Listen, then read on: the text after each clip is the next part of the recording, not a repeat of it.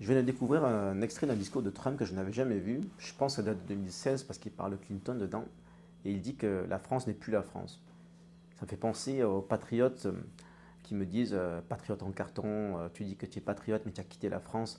Mais en fait, oui et non, on a quitté la France, mais en fait, la France, on ne la reconnaît plus. Donc on est expatrié. En vérité, on est en quelque sorte exilé.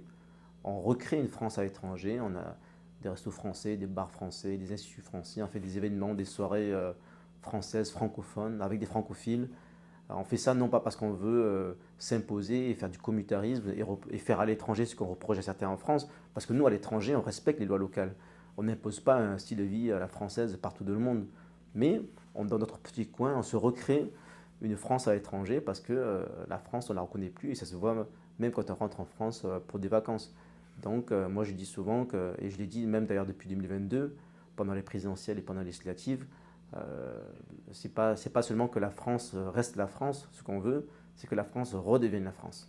We're letting people come in by the tens of thousands.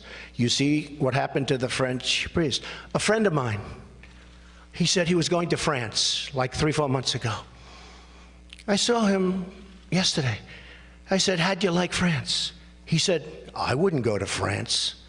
I wouldn't go to France because France is no longer France. France is no longer France.